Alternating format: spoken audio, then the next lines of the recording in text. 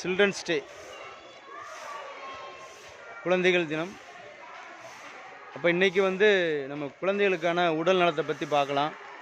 ஒவ்வொரு நாளும் உடல் நலம் பற்றி பார்த்துக்கிட்டு இருக்கோம். வேலம்மாள் போதி கேமஸ் பஸ் வரிசையாக நிற்குது. இன்றைக்கி சில்ட்ரன்ஸ் டே செலிப்ரேஷன் பண்ணிகிட்ருக்காங்க. நம்ம உடம்புல நீர்ச்சத்து, உலகமே 70% நீரால் ஆனது. உலகம் நீரின்றி அமையாது அப்படின்னு சொல்லியிருக்காங்க. அது மாதிரி தான் நம்ம உடம்பும் நீரின்றி அமையாது.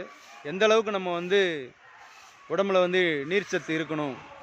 நீர்ச்சத்துன்றது நீர்ச்சத்து கிடையாது, நம்ம உடம்புக்கு தேவையான உயிர் சத்து. உயிர் சத்துனா உயிர் ஆற்றல். நமக்கு தேவையான எனர்ஜி தண்ணியிலேருந்து தான் கிடைக்குது. நம்ம ஒவ்வொரு நேரமும் தாகம் எடுக்கும்போது அமைதியாக உட்காந்து மூச்சை இழுத்து பொறுமையாக தண்ணி குடிக்கணும். அந்த தண்ணியை வாயில் வச்சு கொஞ்சம் கொஞ்சமாக பருகணும்.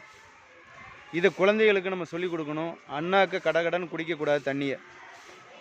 தண்ணி குடிக்கிறதுனால நம்ம உடம்பு நீர்ச்சத்து அதிகமாகிறதுனால உள்ளே இருக்கக்கூடிய உறுப்புகள் சிறப்பாக இயங்கும்.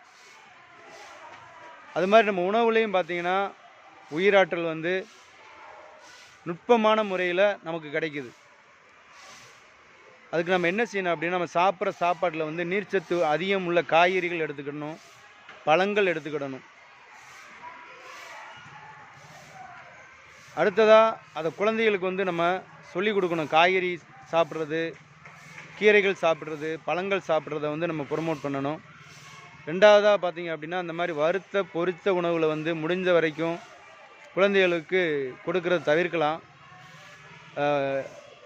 புரோட்டா மாதிரி, மைதா மாதிரியான உணவுகள், பிரெட்டு மாதிரியான உணவுகள் நம்ம ஊருக்கு கொடுக்கறது சரியாக இருக்காது.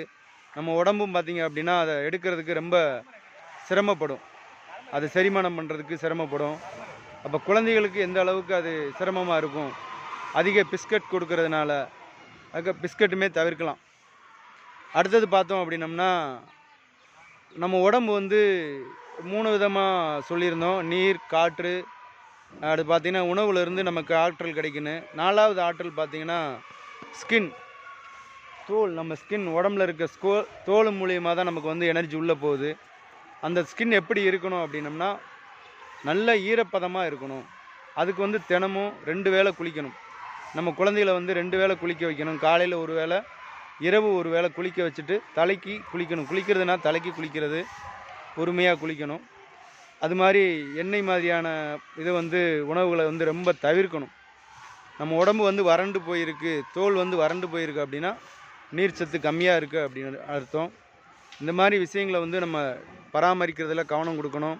குழந்தைகளுக்கும் நம்ம இதை கற்றுத்தரணும்.